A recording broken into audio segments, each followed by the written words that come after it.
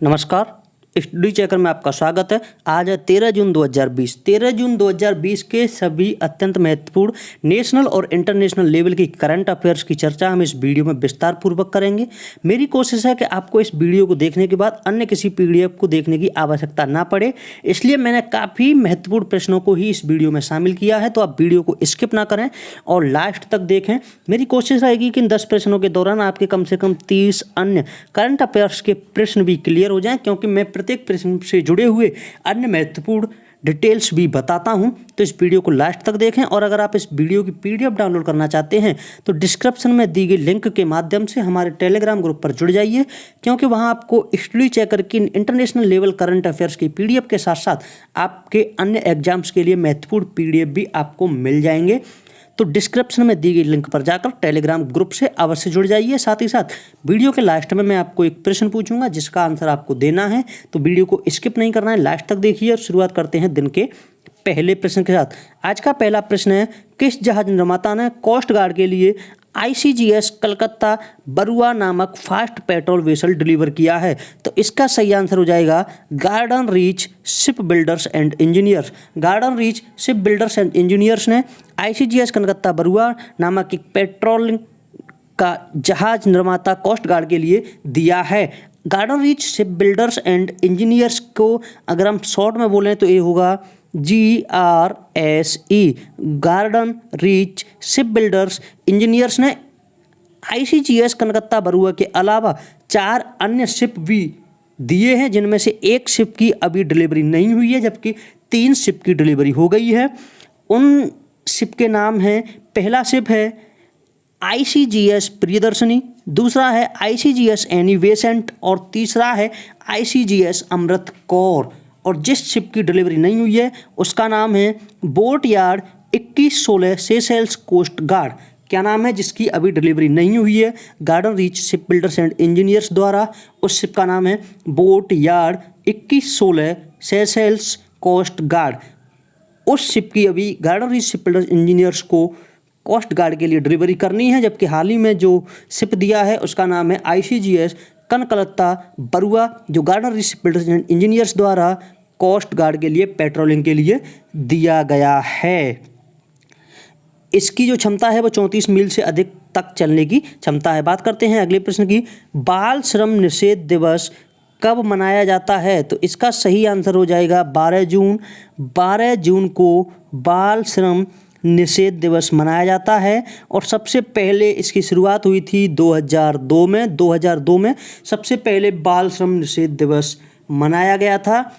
एक आंकड़े के अनुसार अगर हम भारत की बात करें तो एक आंकड़े के अनुसार भारत में 1,26,66,377 बाल श्रमिक हैं। काफ़ी चिंताजनक बात है। मैं दोबारा से आपको इस आंकड़े को बता रहा हूँ, 1,26,66,377 बाल श्रमिक भारत में हैं, जबकि अगर पूरे विश्व की बात करें तो 21,80,00,000 के लगभग बाल श्रमिक पूरे विश्व में हैं। और इसी बाल श्रमिक से बचाए जाने के लिए, बाल श्रम के खिलाफ आवाज़ उठाने के लिए बाल श्रम निषेध दिवस 12 जून को मनाया जाता है, जिसकी शुरुआत 2002 में हुई थी। और अगर हम इसके बारे में अन्य बातें करें तो बाल श्रम को international partnership for cooperation on child labour in agriculture के तत्वाधान में मनाया जाता है। किसके तत्वाधान में मनाया जाता है? मैं दोबारा से बोल रहा हूँ, IPCCLA के तत्वाधान में मनाया जाता है। और इस बार भी बाल श्रम निषेध दिवस IPCCLA के तत्वाधान में ही मनाया जाएगा। IPCCLA क्या है? IPCCLA का मतलब है international partnership for cooperation on child labour in agriculture. 2002 में इसकी शुरुआत की गई थी और अंतर्राष्ट्रीय श्रम संगठन भी एक है जो कि बाल श्रम के खिलाफ आवाज़ उठाता रहता है। अंतर्राष्ट्रीय श्रम संगठन की स्थापना 1919 में हुई थी और इस समय अंतर्राष्ट्रीय श्रम संगठन के अध्यक्ष गाय राइडर हैं। और अंतर्राष्ट्रीय श्रम संगठन का मुख्यालय कहाँ स्थित है? तो इसका आंसर हो जाएगा जिनेवा। जिनेवा स्विट्जरलैंड में है। और मैंने आपको बताया भी था कि स्विट्जरलैंड में एक ऐसी बैंक है जिसमें केवल खाता धारक ही अपने पैसे निकाल सकता है। अगर खाता धारक की मृत्यु हो जाती है तो वह पैसा स्विट्जरलैंड की स्विस बैंक अर्थात वहाँ की सरकार का हो जाता है।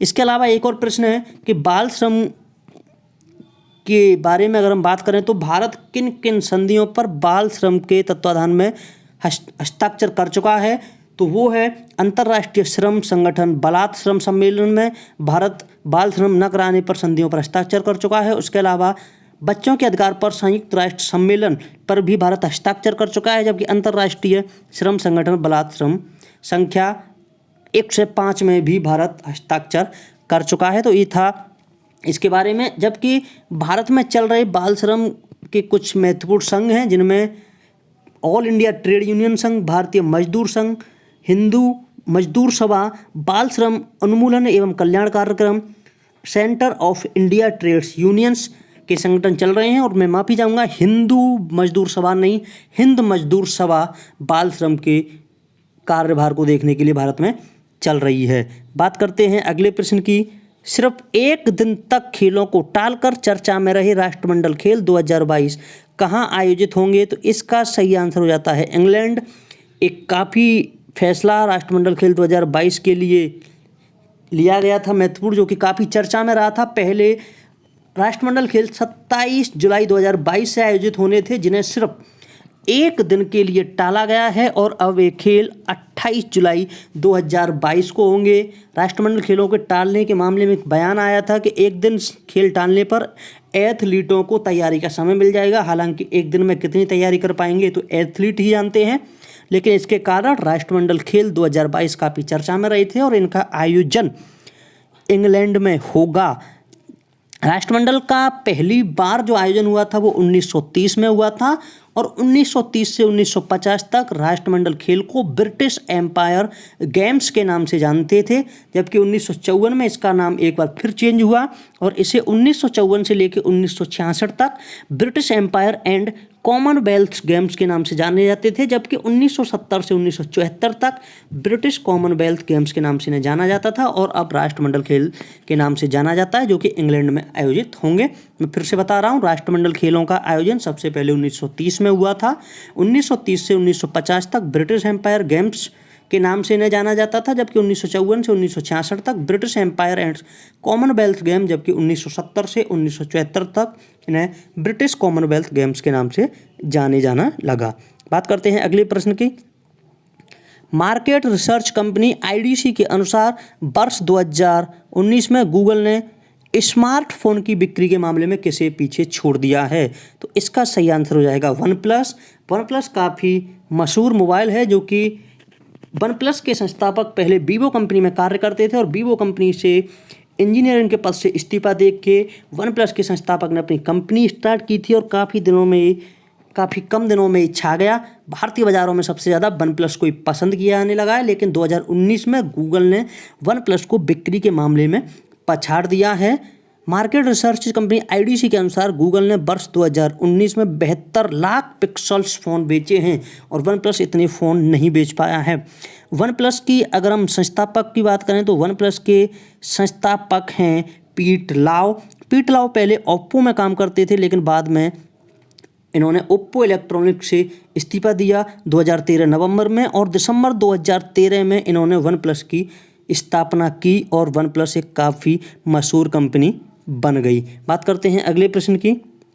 अमेरिका की 21 वर्षीय लेक्सी अल्फोर्ड दुनिया के कितने देश घूमने वाली पहली युवा महिला बन गई है, तो इसका सही आंसर हो जाएगा 196 देश। 196 देश यानी कि विश्व के लगभग सभी देश 21 वर्षीय लेक्सी अल्फोर्ड ने घूम लिए हैं, और ये इनके लिए गिनीज वर्ल्ड ऑफ बुक में इनका रिकॉर्ड दर्ज हो सकता है। हालांकि अभी दर्ज हुआ नहीं है, इनका record Guinness world of book के लिए भेज दिया गया है, और ये सबसे कम उम्र में दुनिया के सभी देश घूमने वाली महिला बन गई हैं। युवा महिला 21 वर्षीय लेक्सी अल्फोर्ड जो हैं अमेरिका की हैं, और 21 वर्ष में सबसे कम उम्र में देश की सभी देशों को घूमने वाली महिला बन गई हैं। बात करते हैं अगले प्रश्न की। हाल ही में जार्जो इंटरनेशनल ने किसे अपना ब्रांड एम्बेसडर बनाया है, तो इसका सही आंसर हो जाएगा सोनू सूद।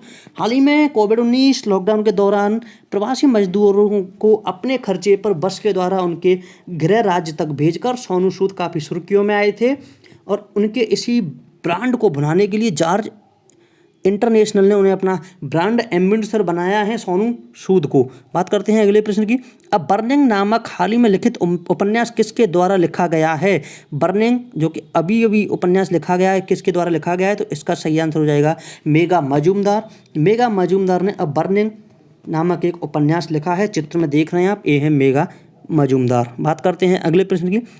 किस राज्य की झील का पानी गुलाबी हो गया है? तो इसका सही आंसर हो जाता है महाराष्ट्र। महाराष्ट्र राज्य में एक झील है जिसका पानी गुलाबी हो गया है। उस झील का नाम क्या है? उस झील का नाम है लोनार झील। लोनार झील कहते हैं जिसका पानी हाल ही में गुलाबी हो गया है। इसके बारे में अगर हम बात करें तो एक तथ्य के अनुसार लोनार झील का लगभग 50,000 साल पहले एक उल्का पिंड के टकराने से निर्माण हुआ था और ये झील 1.85 किलोमीटर के व्यास में फैली हुई है जिसकी गहराई 500 फीट तक है। और लोनार झील का पानी खारा है और पानी के 1 मीटर के नीचे ऑक्सीजन बहुत कम है। और अगर हम लोनार झील के बारे में बात करें तो ये अधिसूचित राष्ट्रीय भौगोलिक धरोहर नामक स्मारक है, यानी कि लोनार झील को, जिसका पानी अभी गुलाबी हो गया है, जो महाराष्ट्र में स्थित है। लोनार झील अधिसूचित राष्ट्रीय भौगोलिक धरोहर स्मारक है। इसका रंग क्यों बदला है, इसके बारे में अभी भी वैज्ञानिक कोई निष्कर्ष नहीं निकाल पाए हैं। सामान्य तौर पर इसका रंग आसमानी होता है और मानसून के दौरान इसका रंग बदल जाता है, लेकिन इस बार मई महीने की शुरुआत में ही गहरा गुलाबी हो गया है और इसकी अभी वैज्ञानिक जांच चल रही है कि इसका पानी गुलाबी कैसे हो गया है। बात करते हैं अगले प्रश्न की। किस आयोग की टीम में शामिल अमेरिकी सांसदों को भारत ने वीज़ा देने से इनकार कर दिया है? तो इसका सही आंसर हो जाएगा USCIRF। USCIRF आयोग में शामिल अमेरिकी सांसदों को भारत ने वीज़ा देने से इनकार कर दिया है। तो USCIRF क्या है? USCIRF का पूरा नाम है United state commission on international regulation freedom, यानी कि अमेरिकी अंतर्राष्ट्रीय धार्मिक स्वतंत्रता आयोग। USCIRF United state commission on international religious freedom, यानी कि अमेरिकी अंतर्राष्ट्रीय धार्मिक स्वतंत्रता आयोग। यह टीम भारत में धार्मिक स्वतंत्रता का आकलन करने के लिए आना चाहती थी, जो कि काफ़ी समय तक चर्चा में भी रहा था, लेकिन भारत ने यह कहकर इनकार कर दिया कि भारत के किसी भी मामले में किसी अन्य संस्था को हस्तक्षेप करने का कोई अधिकार नहीं है। इसी के तहत भारत ने अमेरिकी सांसदों को वीज़ा देने से इनकार कर दिया। बात करते हैं अगले प्रश्न की। OBC क्रीमी लेयर की आय सीमा कितनी की जाने की तैयारी है? तो इसका सही आंसर हो जाएगा 12 लाख। अभी तक इसकी आय सीमा 8 लाख थी, जिसे 12 लाख तक बढ़ाए जाने की चर्चा है।